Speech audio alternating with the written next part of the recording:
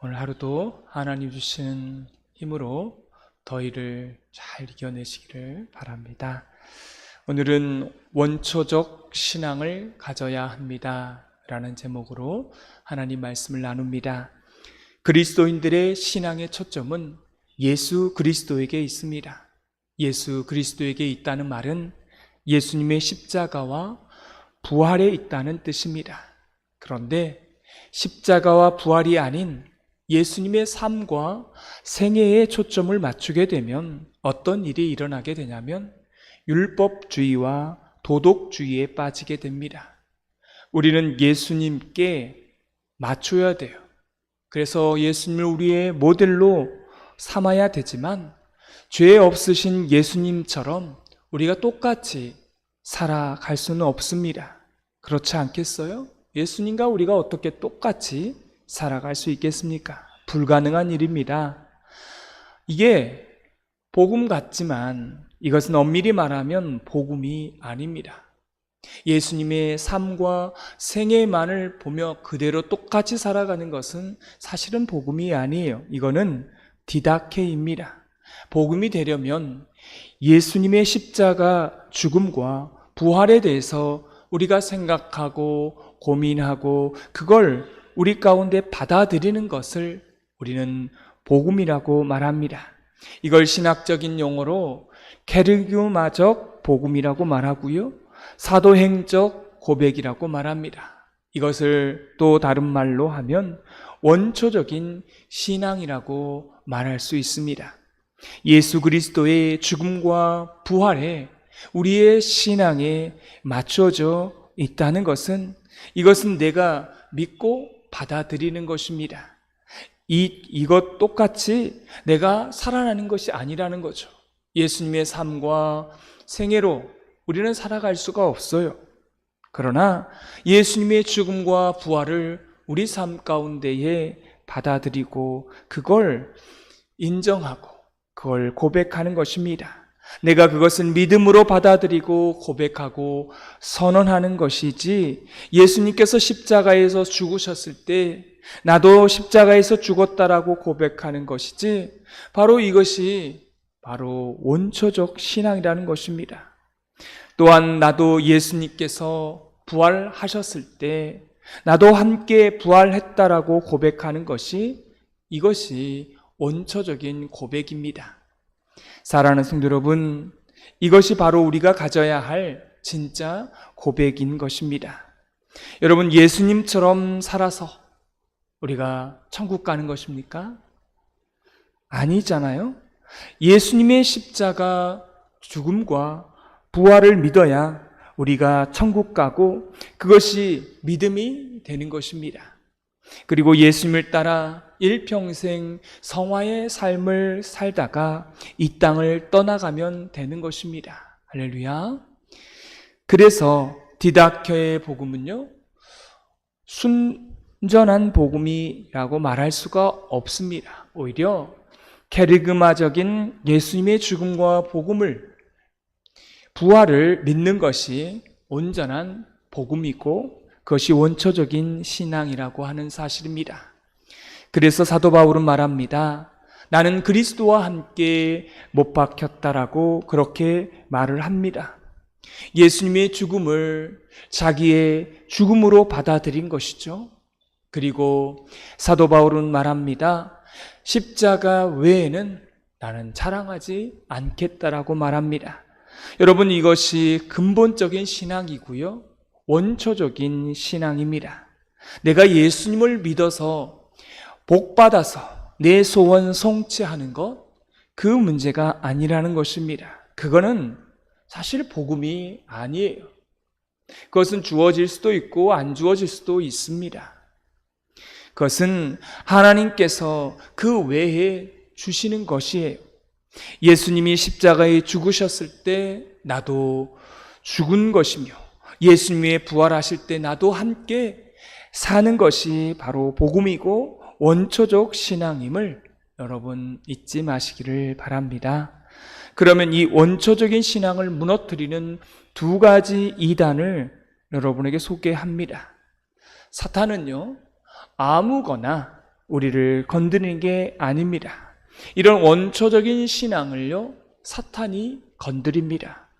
그래서 우리는 오늘 골로새서 말씀을 통해서 이단들을 하나하나 찾아내서 그걸 깨부수기를 원합니다. 우리가 어제는 영지주의자들을 깨부셨어요. 오늘 두 종류의 이단을 소개합니다. 하나는 율법주의라고 하는, 유대적 율법주의라고 하는 이단이고요. 또 하나는 신비주의라는 이단입니다. 첫 번째는 유대적 율법주의입니다. 율법의 뜻이 무엇입니까? 내가 하나님의 자녀가 되었으니 이제는 가려서 먹어야 된다. 여러분, 이 말 아니겠습니까?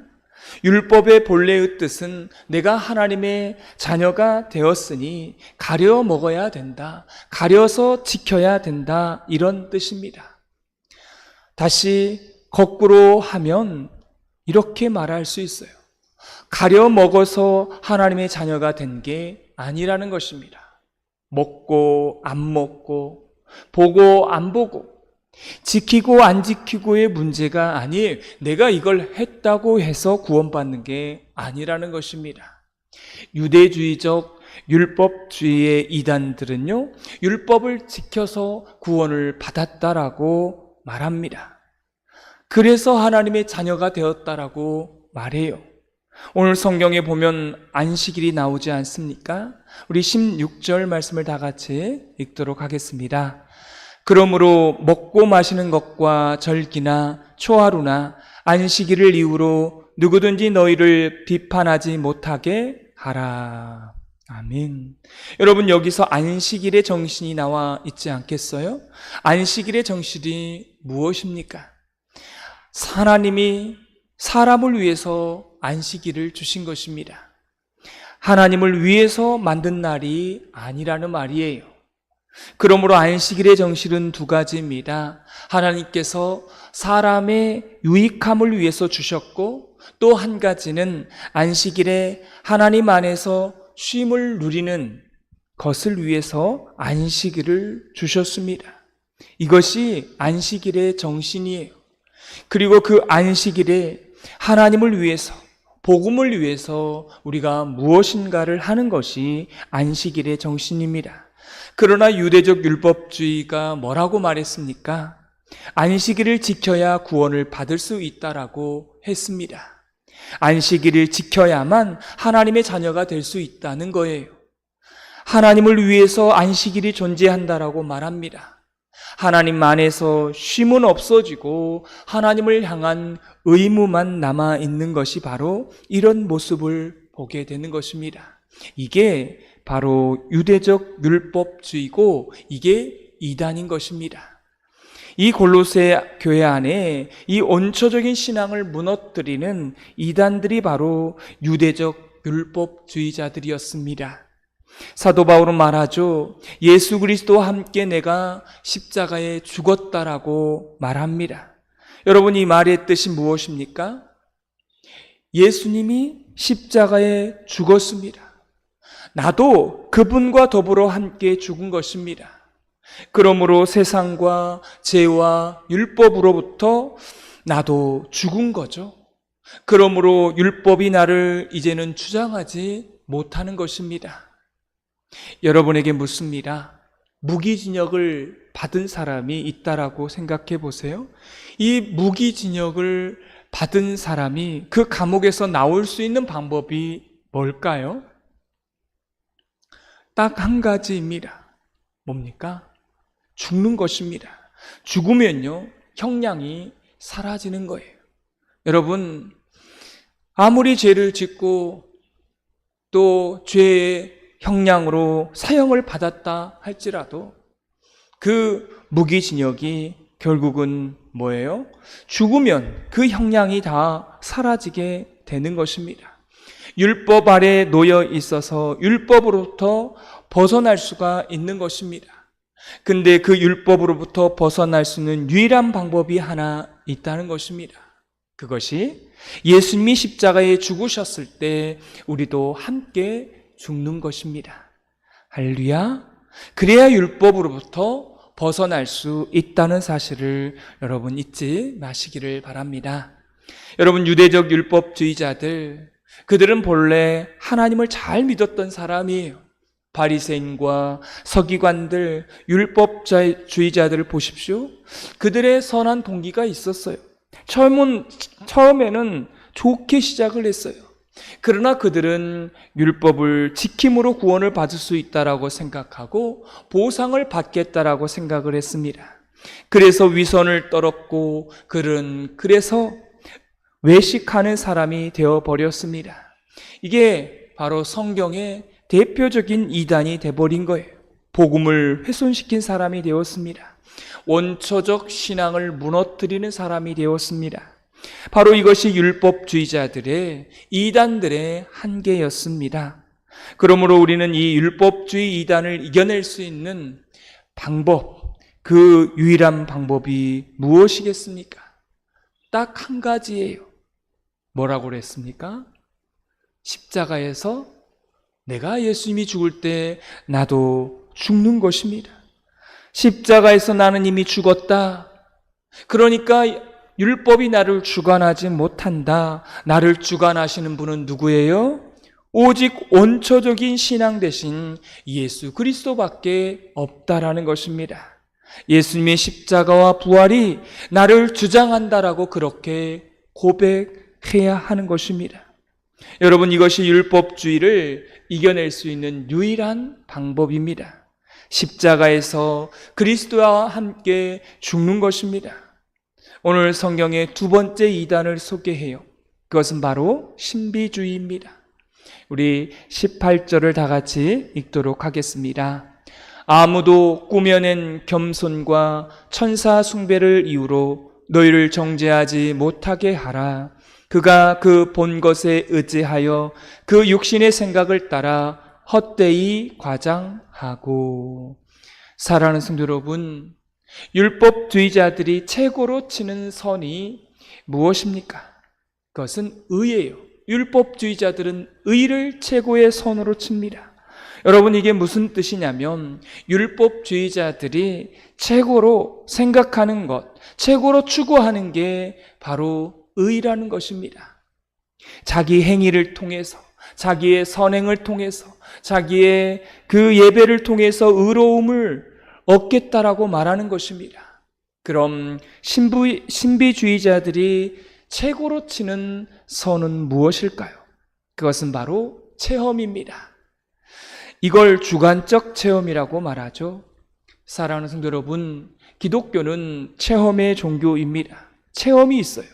왜냐하면 하나님의 계시가 있기 때문에 이 자리에도 영적 체험이 있는 사람들이 있을 것입니다. 저도 방언을 하고 또 기도하면서 울고 이런 체험이 있어요. 제가 왜 울었는지 저도 제 자신을 모르겠어요.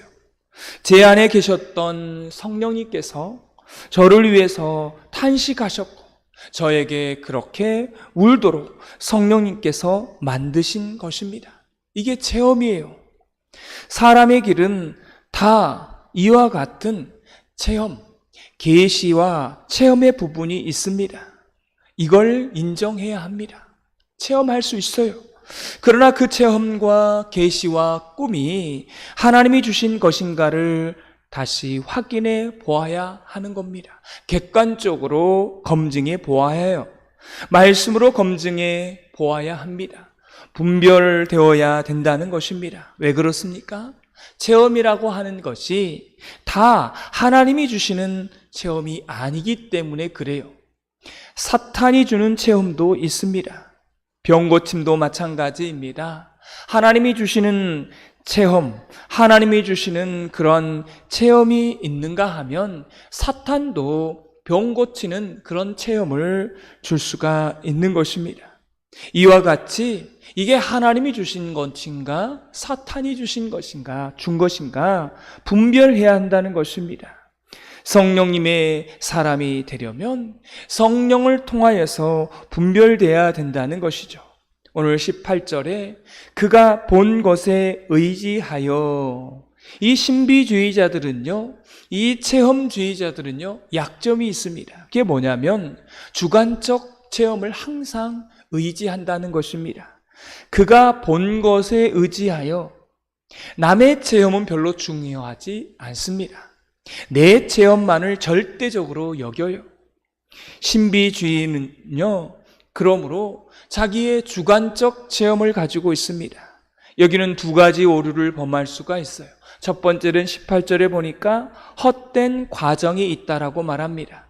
이걸 여러분 뭐라고 말할까요? 헛된 과장. 우리말로 뻥이 심해요. 여러분, 신비주의자들은 과장이 심합니다. 이 신비주의자들의 공동체를 보세요. 간증이 많습니다. 기도원에 가보세요. 간증이 얼마나 많습니까? 근데 간증 가운데에도 이 자극적인 간증이 너무 많습니다. 일상적인 간증은 없어요. 암이 나았다, 죽었다가 살아났다, 이런 간증이요, 대부분입니다. 그런데 엄밀하게 말하면요, 이 간증이 결국은 과장될 가능성이 많다는 것입니다. 왜냐하면 이 간증은요, 자극이에요.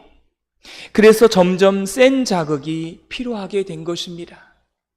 그래서 오늘 18절에 정확하게 나와 있습니다. 그가 본 것에 의지하여, 말씀이 아니에요. 그가 본 것에 의지하여 그 육신의 생각을 따라 헛되이 뭐하고요? 과장한다고 나와 있습니다. 이게 신비주의자들의, 체험주의자들의 약점이 여기에 있는 것입니다. 그냥 매일매일 살아가면서 우리가 말씀으로 만족할 수 없을까요? 오늘 하나님께서 이 새벽 제단에 선포되어지는 이 말씀을 통해서 이 말씀을 붙들고 살아가면 안 되겠습니까? 선포된 말씀을 붙들고 하나님이 나와 함께 계신다. 나는 그리스도와 함께 죽었다. 나는 그리스도와 함께 부활했다. 이 원초적인 복음을 붙들고 오늘 하루를 살아갈 수는 없는 것일까요? 여러분, 그게 우리의 간증이지 않습니까? 그것으로 만족하고, 그것으로 승리하고, 그것으로 보람이 있고, 그것으로 우리와 성령님과 함께 하루를 살아낼 수는 없을까요? 그런데 이 신비주의자들은요, 이것으로 만족하지 않는다는 거예요. 나에게 놀라운 걸 보여주십니다. 그리고 그걸 보면서 그가 본 것을 어떻게 여겨요? 절대적으로 여기는 것입니다. 보지 못한 사람들을요, 어떻게 해요? 무시해요. 자기 간증을 뻥을 튀겨요. 과장을 합니다. 이게 신비주의자들의, 이 이단들의 약점이었습니다.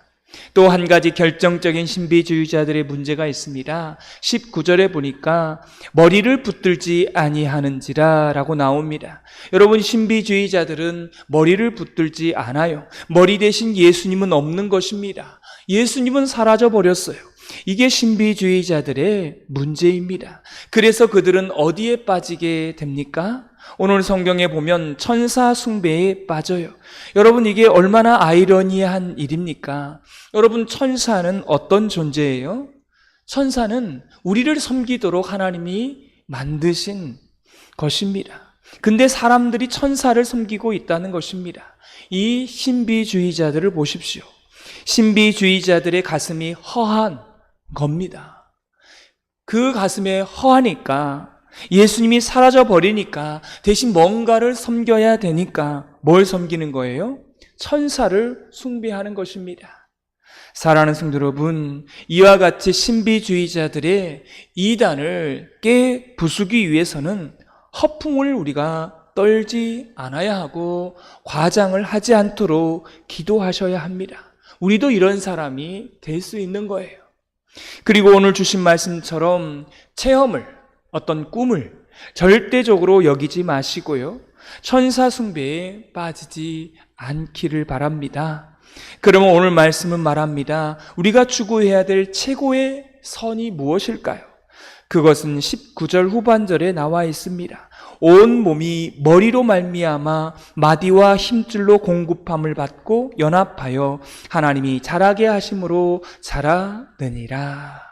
오늘 성경은 말합니다. 머리 대신 예수님께서 우리의 시선을 고정하고 그 예수님께 우리의 시선을 고정하고 예수님을 바라보고 예수님께 집중하라는 것입니다. 그리고 그리스도 안에 마디와 힘줄로 공급함을 받아 그리스도 안에서 하나님 안에서 성도들과 교제하는 것입니다. 그리고 주님을 따라갈 때 영적 성숙의 길에 도달하게 된다는 것입니다. 사랑하는 성도 여러분, 오늘 하루를 살아가시면서 내가 이걸 했기 때문에 하나님이 나를 더 사랑하신다. 이건 율법주의입니다. 율법주의를 깨시기를 바랍니다. 여러분 새벽 기도를 했기 때문에 하나님이 여러분을 더 사랑하시는 것입니까? 아니에요. 하나님이 여러분을 사랑하셨기 때문에 우리가 새벽 기도에 나온 줄로 믿습니다. 이게 복음입니다. 내가 새벽 기도에서 기도를 했기 때문에 하나님께서 나에게 복을 주신 게 아닌 것입니다. 내가 새벽 기도 나왔기 때문에 하나님의 자녀가 된 게 아니에요. 하나님의 자녀가 되었기 때문에 새벽 기도에 나온 것입니다. 율법주의를 깨십시오. 신비주의요, 이단입니다. 여러분 예수님을 믿어서요, 놀라운 것은요, 안 봐도 예수님을 믿을 수 있는 것입니다. 내 삶 가운데에 말씀이 주어진 것으로 우리가 만족하고 오늘 성도 간에 함께 예배드리는 것으로 만족하고 오늘 성경의 한마디라도 내 가슴에 와 닿는다라면 그 단어를 붙들고 십자가, 죽음, 부활 이런 원초적인 신앙의 단어들을 붙들고 살아간다라면 그것이 여러분의 원초적인 신앙이 될 것이고 그 신앙이 여러분을 성숙한 길로 인도해 주실 줄 믿습니다. 기도하겠습니다.